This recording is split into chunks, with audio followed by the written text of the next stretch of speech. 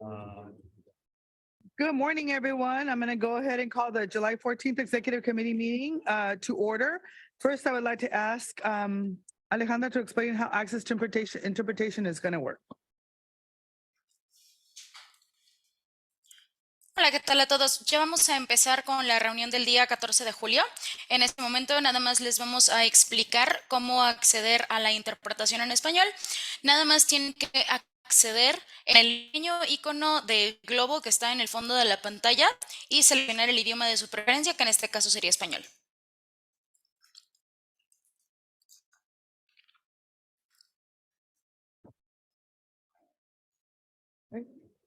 Is it good? We're going to go ahead and start the meeting first with a tribal acknowledgement. I'm going to take a moment to acknowledge the land that we call home. The tribal nations of the San Diego region have historically faced injustices. We acknowledge that the harmony that existed between the land, nature, and its original peoples who have since endured displacement, persecution, and systemic oppression. We pay our respects to the unceded territory and homelands of the 18 tribal nations in our region, the most in any county in the United States, from 4 cultural groups, the Kumeyaay, the Gueño, the Luiseño, the Cupeño, and the Cahuilla. This land has nourished, healed, protected, and embraced them for many generations in a relationship of balance and harmony. As members of the SANDAG community, we acknowledge this legacy and we aspire to learn from Indigenous traditional knowledge and experience in undoing the injustices of the past. Now I'm going to have ask all of you to join me in the Pledge of Allegiance. I pledge allegiance to the flag of the United States of America and to the republic for which it stands, one nation, under God, indivisible, with liberty and justice for all. All right. I also want to welcome all the members of the Regional Planning Committee who are with us today. First, I'm going to go ahead and turn it over to Tessa so she can take roll now. God, my eyes are clearing. Good morning. I will take roll for the executive committee members only. For City of San Diego, Vice Chair Elo Rivera. Present. For the County of San Diego, Chairwoman Vargas. Vargas present. For East County, absent. For North County Coastal, Vice Chair Hebner. Present. For North County Inland, Mayor Jones. Here. And Mayor Voss. And South County is absent. For ex officio members, the Chair of Transportation Committee, Councilmember Shu. Present. And Chair of Audit Committee, Deputy Mayor Zito. And that concludes the roll call and confirms the quorum.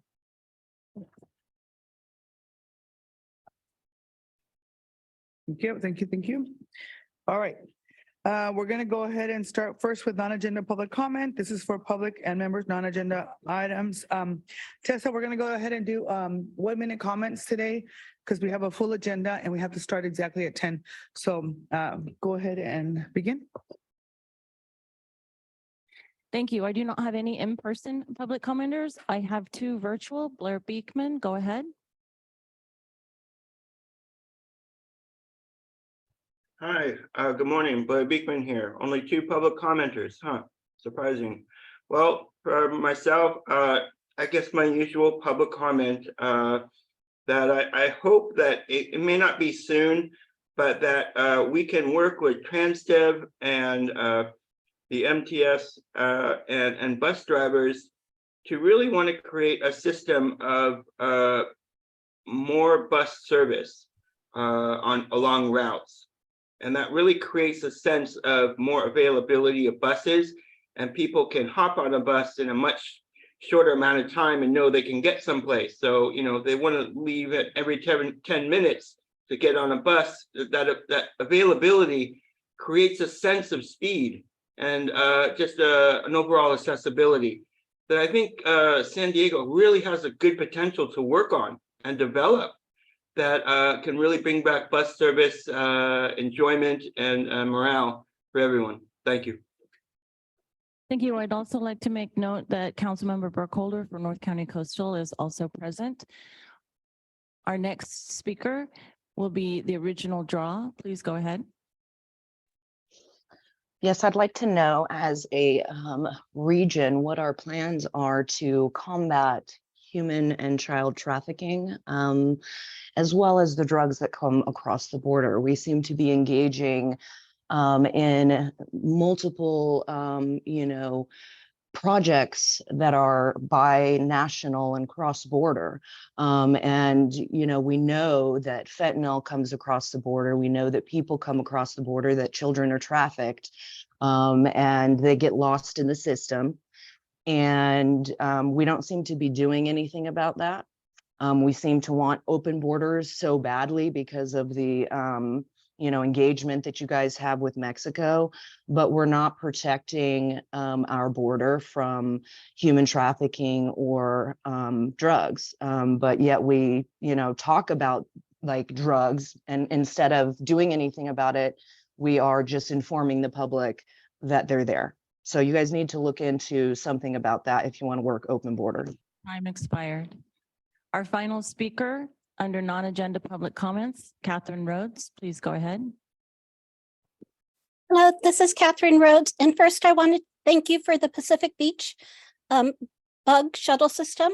I've seen it going all around PB already. So it's being used a lot. So thank you so much for that. And then the other thing I want to talk about was Mayor Todd Gloria's of City of San Diego misrepresenting the law of Government Code Section 8698. And what that code is for emergency shelters. He tries to say that there is a 180-day maximum time that you can have the shelter open in a 1 year period. So 6 months in 1 year. That's not true. State law says it cannot exceed 730 days of continuous operation. So that's, 2 years, or until December 31st, 2024. And then also they try to say that if you have to use a library for shelter, they have to make a change in use. That's not true either. Government Code Section 8698 gets rid of the municipal code, change in use, CEQA, public hearings.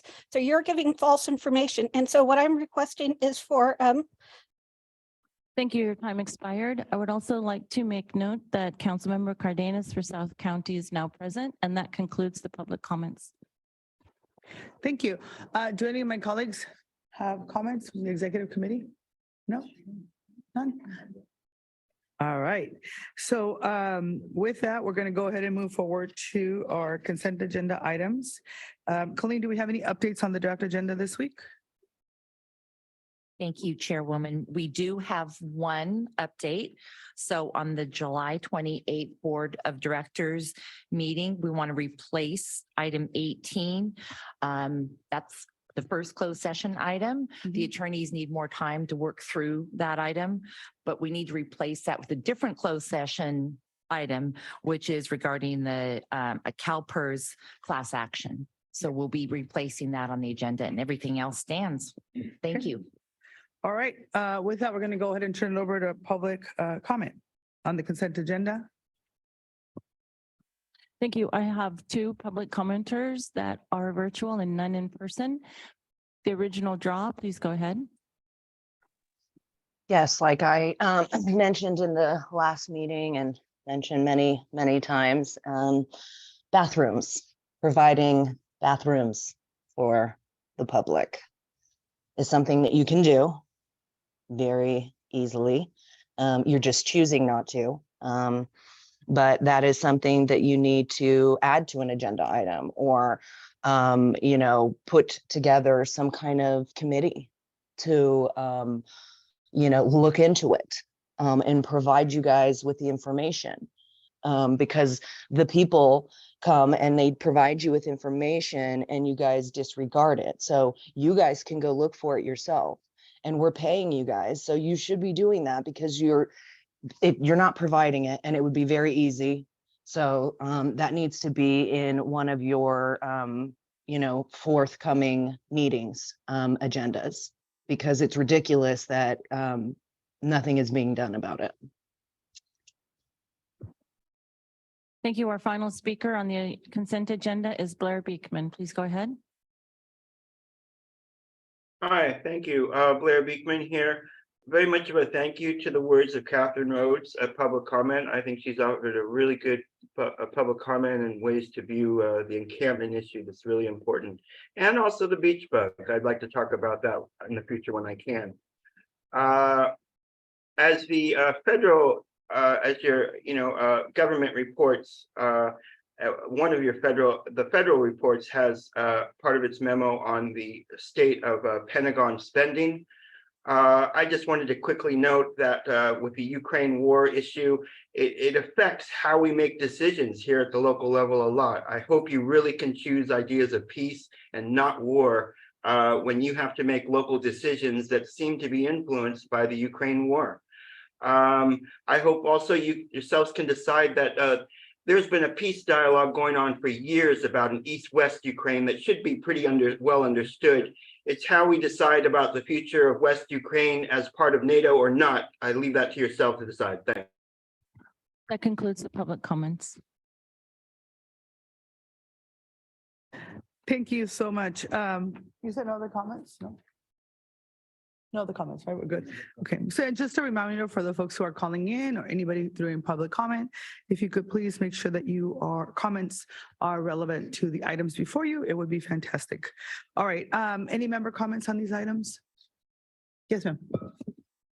Thank you, Chair. I had a discussion item on the board agenda that is proposed for July 20th.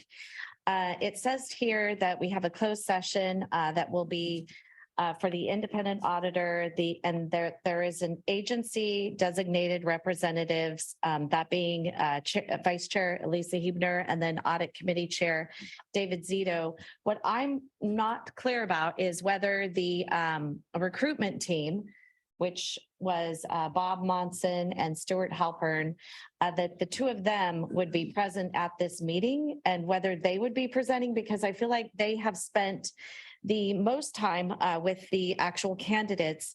Also that they designed the criteria and the scoring sheets. They spent, like I said, the most time with the actual candidates, and that they worked with the consultant to come up with the criteria for the current IPA job performance review. I think that since both of them actually were involved with the original IPA recruitment, I think that them presenting would make more sense. And so I would like to make a motion to actually change that and add that, and that would be okay if Vice Chair Lisa Huebner and also Audit Committee Chair David Zito would be presenting, but I think that it would be very valuable for the board members for us You're to asking me actually. for July 20th? Yeah, July 20th, And yes. where's the item before us? July It's on- 20th. So it's a closed session so that we would have them present and also presenting and able to help us through that process. Okay, so just for purposes of clarification, Mayor, I think it's important that we have a process that we continue to move forward with. And so we have the chair, so the two representatives, it doesn't prevent them from participating and engaging. But I do think that we have two people who are our representatives who are going to be engaging in this meeting. I mean, this is not a hard no or anything like that, but I feel like the reason why you have these chairs, it's sort of like, I get to chair the SANDAG board meeting, right? So my role is to make sure that I'm able to provide you all feedback and information, and we have a process. And so we've designated both of them because of the work that they've done, and they've been thoroughly engaged in this process. Actually, I think the second vice chair has been engaged in this process for way longer than this particular process as well. And so I'm just confused about why you want them to also. Well, it's closed session and I'm just not sure so are they going to be part of the closed session, the recruitment team? That's what I'm unclear about because. Okay, so for the recruitment process is that we're going to have the person from recruitment is joining us, correct? And she's going to be giving a briefing. And so I think at this time, because it seems like the most appropriate thing to do would be for both of them to be the representatives. If you would like them to come in, give a presentation, and then step out, I'm okay with that too. But I think for the process of recruitment, I think it should be the chair and the second vice chair, because particularly for closed session, I think that's important. So if you're okay with that, I'm happy to recommend that both of them come. I don't think we need a motion for that. What I can do is I can ask them to come during the presentation piece, and then they can step out for the discussion.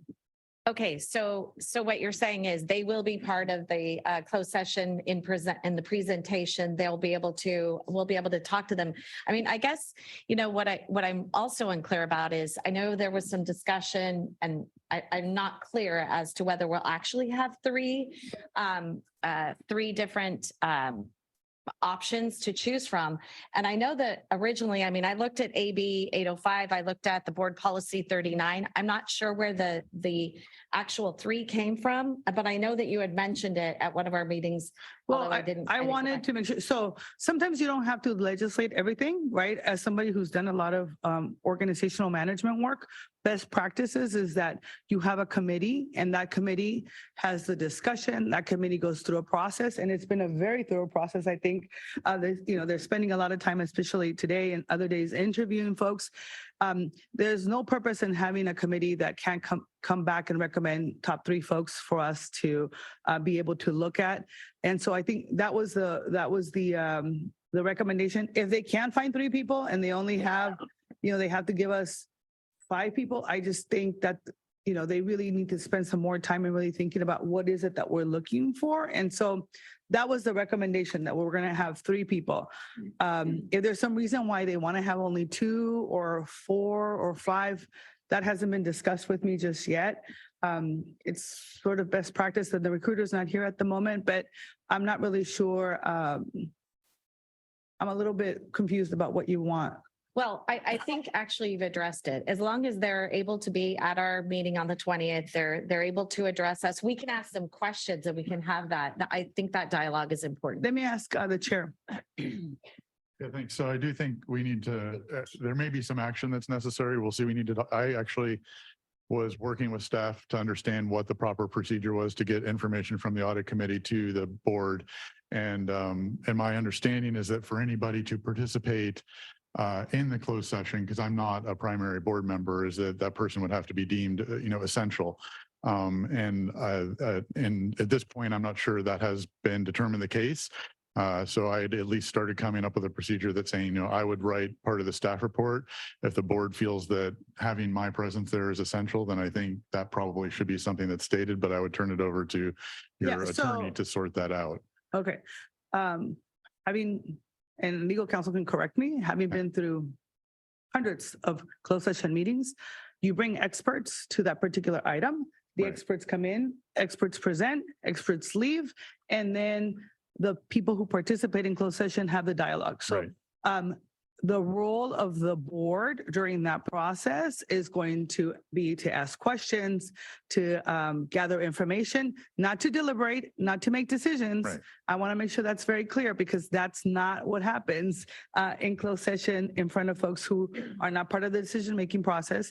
And then you step out and then the board continues to have a conversation. Am I correct, legal counsel? Or, am I? That's correct. The one thing I might add is that ultimately the standard in the Brown Act is that non-voting members who are deemed to be essential to the subject matter of the closed session are allowed to be in the closed session. So you as the chair, I think, can make that determination of who is essential, not just helpful, but essential, and at what point. Yeah, and so I'm happy to show up and be part of the presentation. Yeah, and I also do think that we have to, I think there's something as a learning opportunity here, right? I mean, people participate in all sorts of advisory committees for us. At some point, we got to give back the power to the chair and the first vice chair, because that's where we have leadership, so that they can be participating, they can have consensus, and then usually what my experience has been is that that chair comes back and presents the information on behalf of the committee. I'm not going to die on a sword on this, because I think it's a silly conversation to be having about whether they should be here or not. Look, it's fine. Transparency, absolutely important. But in the end, for efficiency, I really do believe that there's a reason why somebody becomes the chair and people vote for them or appoint them to be in these roles, so that they ultimately represent that committee. Otherwise, we can have the whole committee come and brief us. But in order for us to move forward, I think the best thing to do, and for it to be an efficient process, one that the vice chair is going to be leading us in, so that it's clear. They will come in, they will present, then they will step out, and then the board can have deliberation over the next steps. If everybody's clear with that, and I don't think, do we need a motion? No? Okay. Are you good? Yeah, I have every confidence in Chair Zito. I just want to make sure the recruitment team, if we have questions for them, that they would be present. So Yeah. you've addressed it, so I'm good. You got it. So I'll make a motion to approve the consent calendar, Fantastic. noting that we have that. All right. Thank We you. have a motion. Is there a second? I'll second. Thank you. Please, is it roll call? Oh, we can use voting pads. There you go.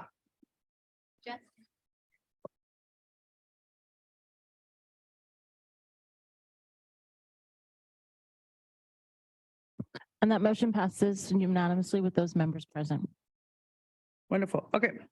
The next item on the agenda is item number 6 for the overview of Housing Community Development's California Housing Future 2040, the RENA. So this is a topic I think that all of you know has generated a lot of interest from members. And so I want to clarify from the onset that we will be having the opportunity to discuss SANDAG's implementation of RENA at a future date. But today what we're doing is actually focusing on the state's process and how we're going to engage to inform any reform ideas that HCD ultimately comes up with. And so I am going to go ahead and turn it over to Tori and Sam so that they can provide us with a presentation. Thank you, Chair. We're going to just go ahead and jump right into the presentation because I think the chair kicked it off very well. Sam is going to start with going over our legal framework, and then I'll describe a little bit of the process that the state has been engaging in for helping us understand what they're doing for RENA reform. Thank you. Good morning, everyone. As she mentioned, I'm Sam Folk. I'm with the Office of General Counsel. I'm just going to provide a quick overview of the RENA process just to set the stage. So during consultation, HCD discusses with the regional agency the data, methodology, and assumptions that it will use to determine the region's needs. After consultation, HCD issues its determination, and the regional agency has the opportunity to object. After considering objections, HCD issues a final determination of regional housing needs. Next, the regional agency develops a draft RENA methodology and submits it to HCD for review. After the state's review, the regional agency adopts the final methodology and releases a draft allocation distributing the regional housing need. This is followed by an appeal process where HCD and local jurisdictions can request revisions to the allocation. If appeals are received, the regional agency conducts a public hearing and determines whether to accept, reject, or modify each of the appeals. Last, the regional agency issues a final allocation plan, and that's then submitted to HCD for its last approval. Now I'll hand it back to Tueri, and she'll provide information about HCD's outreach process. Thanks, Sam. So we just wanted to start with just kind of laying the foundation for what is the RENA process. And then, this reform has been established through AB 101. This was in 2019 for HCD to work in collaboration with the Office of Planning and Research. Really what they're looking at is how they can look at the RENA process, the methodology on how they can promote and streamline housing development and sustainability for California's housing shortage. And they're going to be putting forward a report on its findings and recommendations at the end of this calendar year. I have a few other slides that'll kind of walk through some of the different engagement processes that they're doing throughout that. But one of the things that I want to emphasize is on this third bullet is that the way the legislation is written is that the recommendations that they'll bring forward are fully related just to the determination process and the allocation process. So I know as each of you sit and represent your different cities or the county, the reform is not related to the housing element compliance itself. So as HCD has been doing their outreach, they have focused on letting us know that there's 3 primary things that they want to focus on as part of their engagement. It's really how to better capture existing and projected needs. And they're also looking at how they can explore, opportunities to really save time from our staff resources that we're all spending on this. And then really they want to be able to increase some of the transparency. I think that was some of the feedback that they received through cycle 6 is that there wasn't a really good understanding. And then they're looking on strategies and how they can build on some of the things that they changed for cycle 6. So many of you, I believe, received a copy or a link to the survey that HCD put out in March earlier this year. These are the topics that were primarily covered throughout that survey. And they also, as part of their engagement process, have had a bunch of sounding board meetings. And the sounding board meeting topics have really mimicked exactly what you see here on the screen, which are part of the survey topics. And so they're looking at the group quarters and how we better account for those, that methodology, again, that's what one of the primary things they're focused on, really wanting to further what they feel was the more equitable distribution through cycle 6. And so affirmatively furthering fair housing. And then they're really also looking at how can we better align our housing and our transportation needs along with what do we need to start taking in consideration for climate change and then just overall process improvements. So just a brief overview of HCD's engagement schedule, just to let you know how they've been engaging with the public on this and how they intend to continue to. They started with a webinar kickoff earlier this year in March, and then that was followed by a survey that was open all the way through May. And then May through June, they held sounding board meetings. Again, as I said, the topics of those sounding board meetings were very much the same topics of discussion that were in the public survey.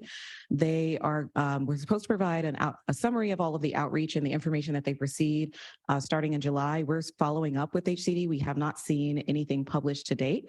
So we will certainly come back and let you know as soon as we understand what they've heard overall from all of the outreach and engagement they've done thus far. And then they're encouraging that as they move towards that final December date, that if you want to have additional feedback and comments sent to them, that you do that by September 15th so that they can make sure that those comments are able to be meaningfully addressed before they make their recommendations. So as SANDAG, we've been wanting to make sure that we keep all of our member agencies up to date on this information and this reform process, giving your staff the opportunity to contribute and stay on top of this. So we, through the months of April and May, shared the survey both with the board as well as with all of our local housing staff and one of our working groups called the Sustainable Communities Working Group, which is made up of all of the planning directors and managers from the cities and the county. We held a webinar on May 10th, which I believe 14 of our jurisdictions participated on this to go over the survey, make sure that if they had any questions or things that they wanted us to be aware of, we could know, and making sure that we take that feedback so that as we were listening and participating in the sounding board meetings, that we were able to provide feedback from the jurisdictions and their perspective on the RENA reform. We brought an update here recently to our Sustainable Communities Working Group, have gathered a bit more of their feedback on RENA reform and what they've kind of been submitting and understanding as the process themselves. And then we're here today doing this presentation. We're hoping that we'll be able to get an update from the state on what they reported out as their summary so that we can come back to your local jurisdiction staff and give them do another webinar with them to kind of continue to bring them along in the process. And then based on the recommendations that they bring to, HCD brings to the legislator, we'll come back to this committee as well as our working groups in the new year to give a report out on that effort. So just a reminder, if your jurisdictions have not submitted any feedback to the state directly, we provided their email here. Most of all of your staff have this, and we continue to give them reminders of this. We also ask that when they are submitting, if you don't mind, and if your staff doesn't mind, copying SANDAG's housing email so that we can stay up to date and just understand what are the concerns, so that if we are ever in any meetings or there are any additional sounding board meetings that they may host, we're able to make sure that we're conveying what our local jurisdictions' needs are. So that concludes our presentation. Thank you, Chair. Thank you very much. Before we go to member comments, we're going to go ahead and go to public comment. Thank you, Chairwoman. I have 3 public commenters on this item, all virtual. Blair Beekman, please go ahead. Hi, excuse me. Hi, Blair Beekman. The item, the first paragraph of the previous item around federal funding issues was about Pentagon defense bill things that was very relevant to my public comment time, just to note. For this item, RENA funding is looking to be a bit more flexible. This was brought to the Social Equity Working Group a few weeks ago. It was a really good working group with really good conversation about all the different ways to address RENA the Queen. RENA the Queen is wanting to be learning how to be a bit more flexible, which is nice. Thank you. People were a bit uncomfortable with ideas and choices, but yet it was just interesting that I think we're all wondering how RENA can be a bit more flexible in its future. Good luck on those efforts. I've talked a lot about mixed income ideas, how that can help the process along greatly. Good luck with this issue. Thank you. Our next speaker, Catherine Rhodes, please go ahead. Hello, this is Catherine Rhodes, and on Wednesday, the County of San Diego is going to vote on updating their zoning ordinance for housing. This is huge. These are things that I've been asking for like 10 years that were laws. Now you're going to incorporate them. And what that's going to do is going to allow the county with their sheltered crisis declaration to be able to build tiny homes, to be able to open homeless shelters ministerially without CEQA or public hearings. And so one of my questions for the regional housing needs assessment is if the county builds tiny homes for the homeless or builds emergency shelters, is that going to count towards the RENA goals, or is that not going to count toward the RENA goals? So I think that's kind of an important one. Will tiny homes count towards the regional housing needs assessment? Thank you so much. Thank you. Our final speaker on this item, the original draw, please go ahead. Yeah, Blair, I'm pretty sure she was talking about me, and I was talking about the June 9th minutes, which are on the agenda, Nora. So yeah.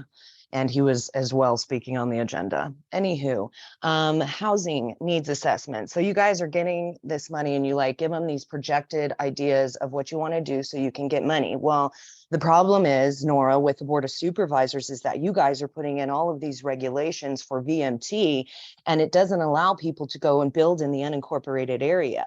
So even though there were plans in 2011 to go and do that, now they're no longer able to do that because of all these new regulations. So it makes me go, are you planning to go out into the unincorporated area? Or is that something where, again, you're going to put up so many roadblocks that it's not possible because we need to have everybody in a dense city?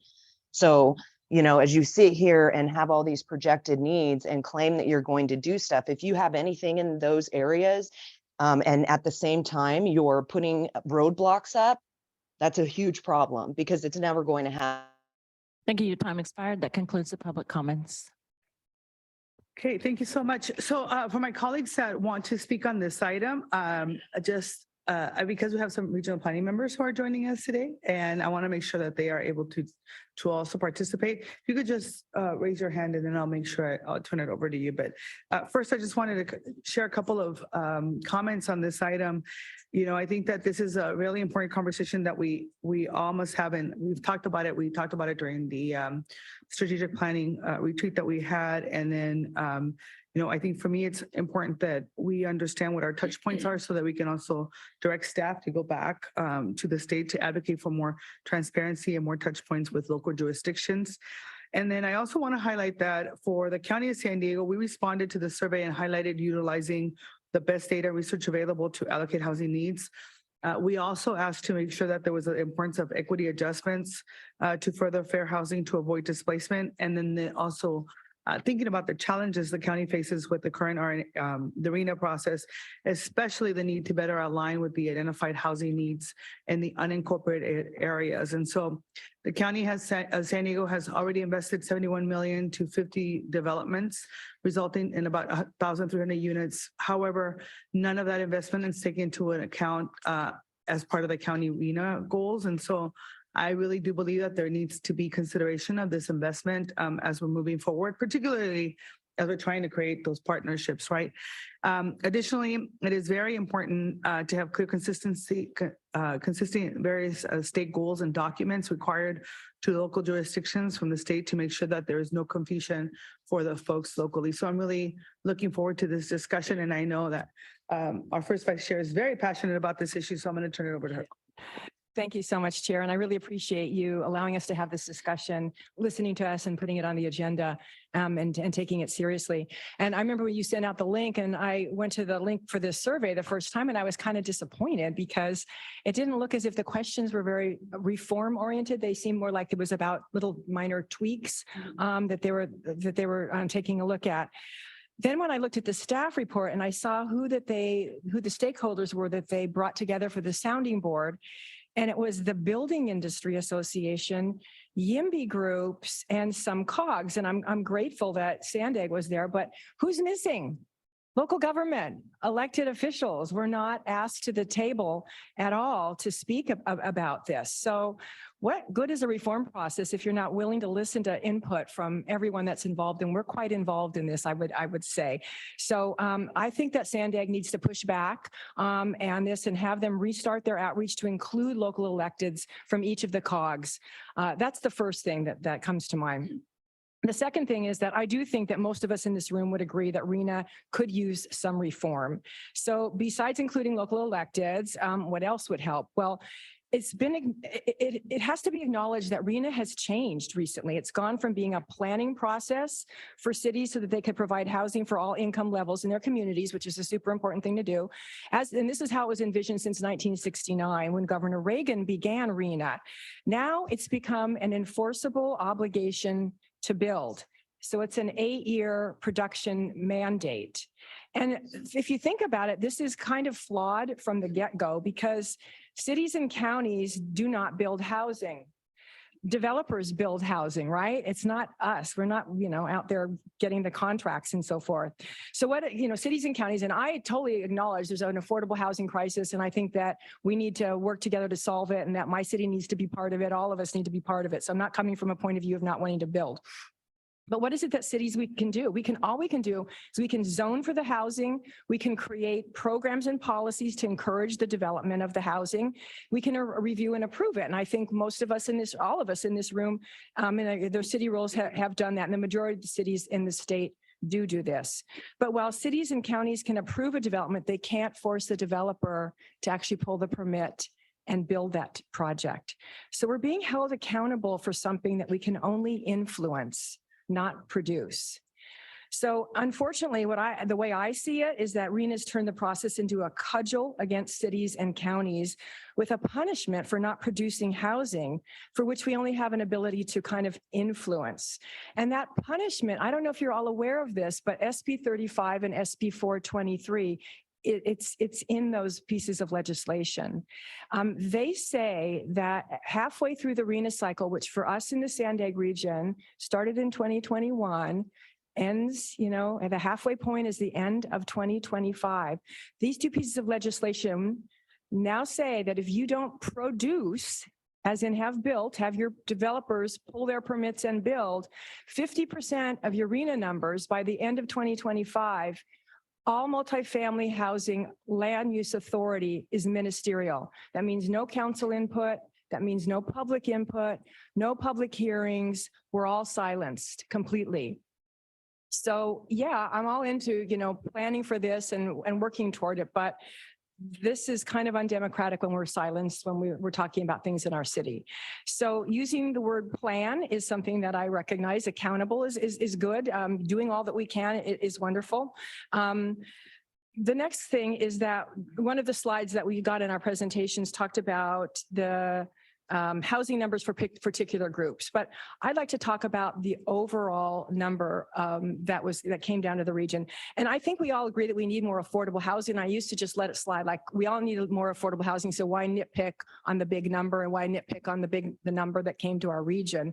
But now with these pieces of legislation, I think that we really do have to take a look at those numbers.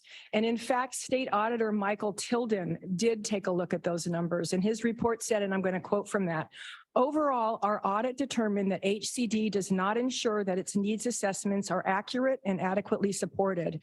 This insufficient oversight and lack of support for its considerations risks eroding public confidence that HCD is informing local governments of the appropriate amount of housing they will need. So this is regarding the state audit is regarding the 6th cycle, not just the 7th cycle, which is what this reform process is looking at. And so I think that what SANDAG has to do is say to the reform people here, that we need to look at the 6th cycle numbers and they need to be adjusted. Speaking of flexibility, I think that we need to take a look at those numbers because, as we know, population has declined. The auditor found some double counting. What the Department of Finance did, then they had HCD do again. Jobs numbers have been questioned. We've had COVID, we've had supply chain issues, construction cost issues. We need to reform the 6th cycle numbers because the consequences to not meeting them are pretty dire for each of our cities. One of the other slides ask about how to save staff time and resources, increase transparency, and increase increase accountability. All for that. Well, they can do this by showing their work, show us their numbers as the auditors requested, and allow the COGS flexibility during the cycle. I know we're not really supposed to be talking about methodology, but I'm just going to throw in here really quickly that because it spoke about it on slide 14 a little bit. I think if we gave Ray Major a truth pill, he would agree that the 6-cycle methodology doesn't cut it. So please add to SANDAG's comments that we should be able to adjust the methodology mid-cycle with new information, including allowing jurisdictions to trade, which many of us have discussed before. Regarding the appeals process mentioned in SANDAG's comments, cities and counties should actually be allowed due process in an appeal, which the Irvine case seems to have obliterated based on powers that Sacramento gave to HCD. And this needs to be fixed. I mean, to have a city not have any due process whatsoever, HCD could just say, 10,000 units for Carlsbad, and what are you going to do about it? Another point that I think is super important is aligning future housing with future transportation. That's what we're all about here, and I'm all on board. I guess that's a pun. But please, can we get a definition of adequate transit? I mean, to mean at least 15-minute frequencies. We in North County Coastal have like 45-minute frequencies at peak, and you can't get rid of a car. You simply can't do that. So it's unrealistic to think people are going to not need parking. And that's when many of these housing bills use the transit station as that area. My second to last comment, slide 15 on the presentation that we got in our packet said, are there ways to improve RENA to further community development and anti-displacement goals? This is the dilemma. This is the dilemma my city and probably every city who has very little vacant land is facing. Community development in built out cities means displacement. That's what we're experiencing. Older, naturally affordable housing is demolished and newer luxury units with a handful of affordables replace it, which is never enough to rehouse the displaced. Now, does this mean, of course, that we need to build more affordable housing? Yes, it does. But this brings me to my last point, which is that RENA needs to come with funding. I'm sure each city could do this calculation for themselves and unfortunately prove how unrealistic this whole exercise is. But let me just give you an example from my city, because I know it well. 635 of our allocation is for affordable units. The average cost statewide for one affordable unit is $750,000.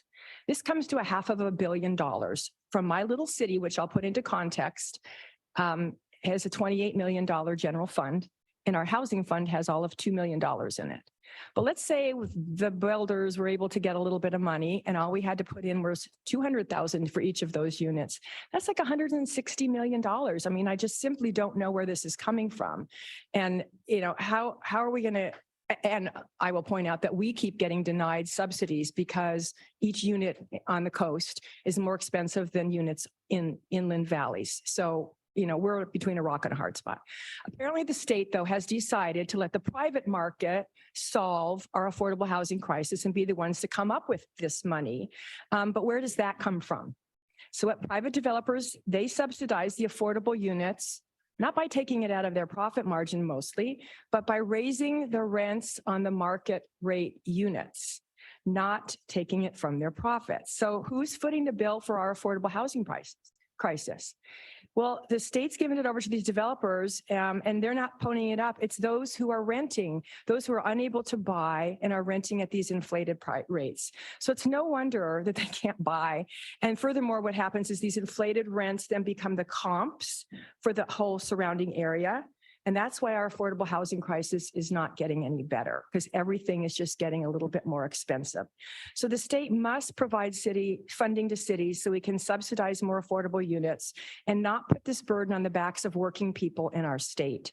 In real RENA reform, HCD must recognize the reality of this funding gap and address it by providing some funding. And they need to recognize the realities that market forces have on what gets built, that economic cycles, the cost of construction and labor, it all has to be considered in the RENA numbers and the deadlines that we have to meet. Developers are not going to build into a downturn, and they're not going to build when there's an oversupply or a glut. Period. It's about profit to them and nothing more. So unless these units are subsidized, then maybe these private developers will continue to build. Otherwise, RENA needs to go back to being a planning process, but with flexibility to adjust to changing market conditions and with funding, not punishment. Their approach isn't working. Their reform process does in fact need reform. I hope SANDAG will consider my comments. And again, they're coming from a place of truly wanting affordable housing in my community, not from not wanting to build. I think really this is an opportunity to start collaborating with HCD in the state instead of making the cities kind of the bad guys. So those are my comments. Thank you very much. Thank you. Vice Chair. Thank you, Chair. Thank you, Second Vice Chair Huebner, for that. We don't completely agree on RENA and housing, but there's a lot of shared sentiments. And I think where I kind of want to focus on is one, the agreement around the need to not just throw numbers out there, but actually create homes. What frustrates me largely about this conversation, not here today, but generally around RENA, is that a ton of energy gets poured into the conversation around numbers, and the housing just doesn't get built, both in the places where we need it and where it's wanted and where it's not wanted. We continue to come up short. I also agree that simply depending on the private market to solve this problem for us is a fool's errand, and we're decades into seeing that it's not going to happen. And there might be really good reasons that folks in this room can provide for why that isn't happening, but that doesn't change that it's not happening. The private market is not meeting the needs of California's population or San Diego's population when it comes to housing, especially housing that's affordable to folks who aren't wealthy. So one question I do have is, to what extent can we, so I think that one of the issues there is the inability for us to build. I heard the comment that we can't build, right? We can help fund, but then we don't actually receive much money to help do that.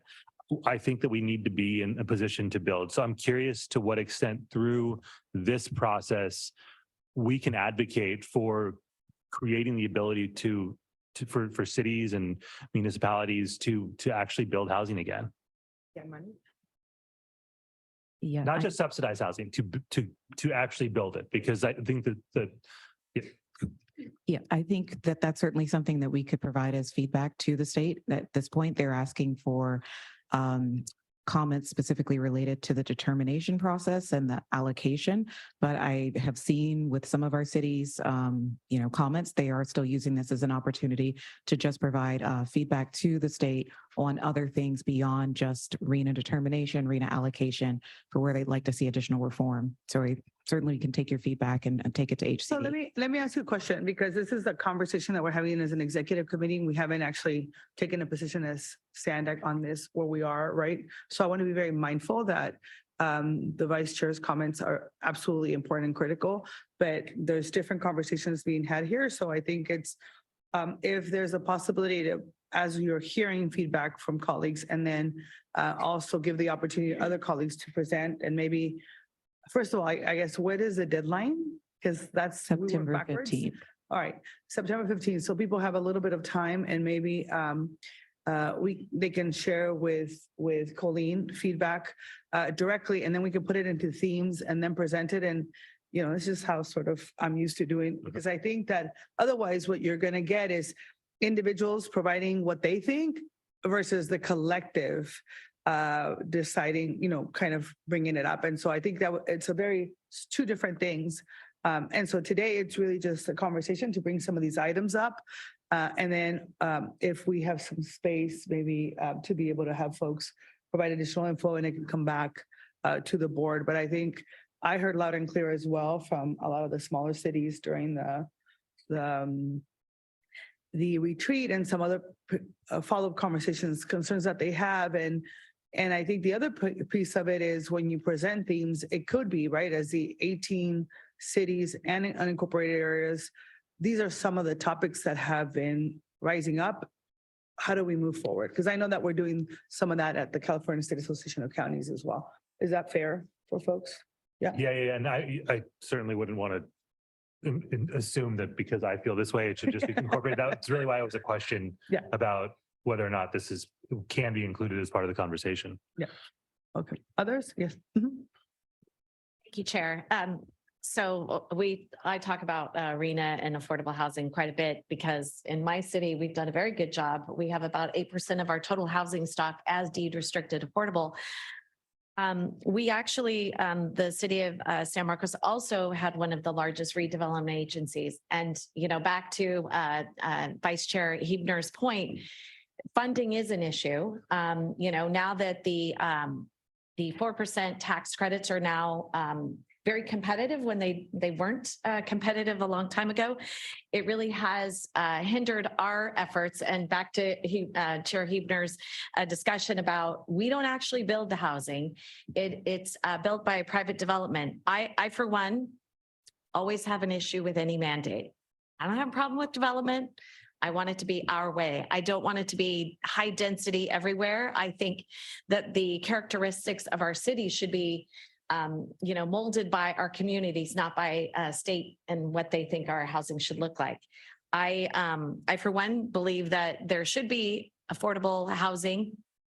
Like I mentioned, there should be funding for affordable housing. I don't know how we do that. Honestly, if we brought back redevelopment the way that it was, I think that it was very effective. There were a few bad participants, but for the most part, and I know in my community, it really actually did a lot of good for my community. The lower income areas really have benefited and they have, you know, safe, good housing actually as a product of that. So anyway, I, for one, don't want any mandates.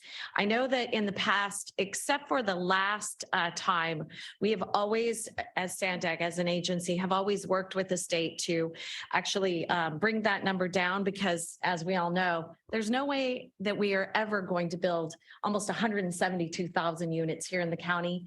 And also and you brought up some very good points, and thank you for that. I didn't prepare anything, so I'm just kind of going off the cuff. But having the point of almost 172,000 homes that we're supposed to build in the county, there's no way we can do that. And halfway through, that we now have by right housing, I vehemently, and I know that my citizens, and I'm sure every one of us would have the same opinion. Our citizens don't want mandated and by right housing anywhere in the city. They want to have a voice in it. They want us to be able to work with them and figure out something that is actually going to work well with the community. And again, you know, good housing is always a good thing for our community, and safe housing as well. So I'd like to see us when they give us our number, because again, you know, through every single cycle, what I've been told is before the last one, we actually negotiated that number down to numbers that were actually contained within our general plans. And that makes sense to me because we already have it in there. We want to be able to, you know, build the housing. We don't really want to have a number, in my opinion, that is something that we know that we're never going to meet. I, for one, am very practical in that way. So I think for us to figure out how to not have by right housing, part of that's going to be negotiating that number down. And then also the other part of it is that we can actually be fined for housing if we say, well, I don't like that project. And so it doesn't fit within our general plan. And it's after this halfway through and it's by right. If we try to block that, because we don't think it matches our community, then we actually have these different legislative actions that could happen because the state, again, always passing fast and furious, the mandated housing and all of these different things that take away our ability to keep our communities unique. So anyway, I would appeal for the lower number anytime possible, something that's contained within our general plans. And then also, figure out how to, you know, fight legislation. And I know there is something out there that It's called Our Neighborhood Voices. I would like to see this body take action on that. And that is to bring all local land use or all land use back to local municipalities. So those would be my comments. Thank you, Chair. I appreciate that. But just as a reminder, right, I think part of the reason why you have state laws and not all mayors have good intentions, not all legislators have good intentions, and prejudice is real and redlining is real in our communities. Look at Chicano Park, look at Barrio Logan, look at some of our communities in National City. And I can assure you some of those homes, some of the issues that we face with every day are not in some of the areas in other communities in this county. And so people like me run for office because I have lived and experienced that discrimination. I think there's some data that just came out this week. I was at a conference where they were showing how even people of color and how folks, the lending issues that folks are being impacted with right now in terms of what opportunities are out there and how we know that housing is really how many folks actually have opportunities to build wealth.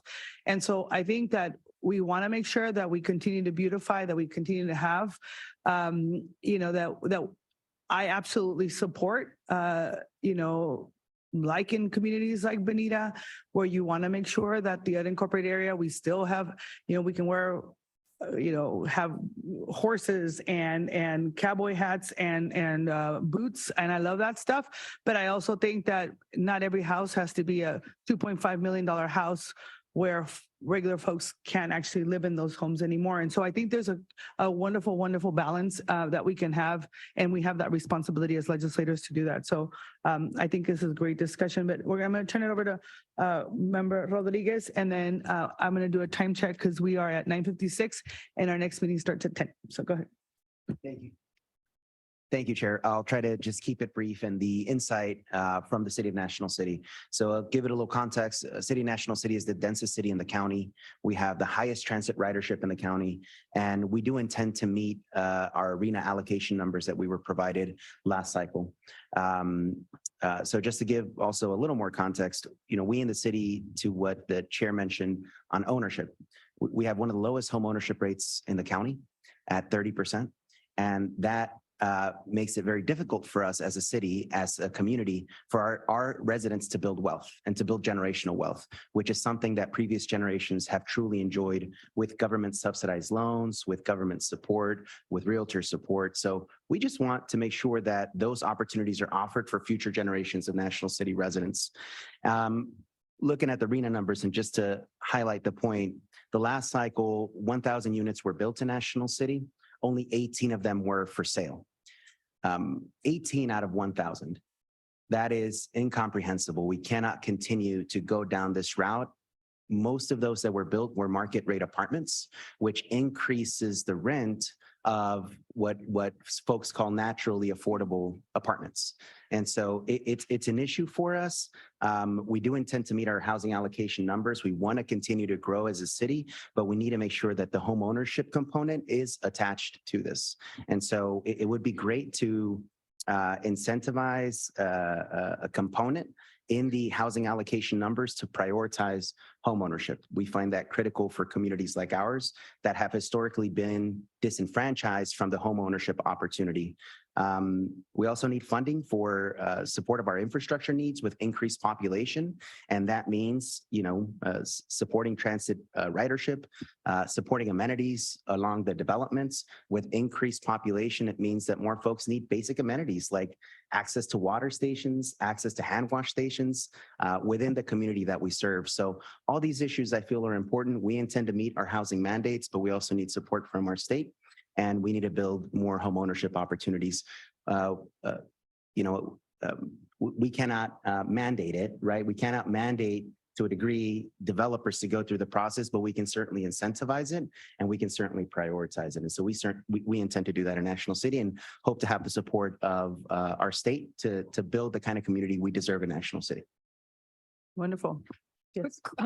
Quick closing remarks. That is, I really appreciate everybody's comments because they reflect the experience that you have in your city. For instance, yours, Chair, these state laws are actually dismantling our barrio. It's gentrifying to a point that we're losing our working class community. The numbers that we have right now from the state for RENA mean that 312,000 have to be built a year. The last time the state built that many was in 1986. So we're doing 100,000 now. So I think everybody's points are so valid, which points out the fact that these one size fits all laws are very difficult. And that's why we need more flexibility in this so we can meet them in our own way. All right, with that, the next meeting of the Executive Committee is scheduled for Friday, September 8th. And with that, the Executive Committee meeting is adjourned and we're going to take a 5-minute recess and come back at 10:05 to start our SANDAG meeting. Thank you, everyone.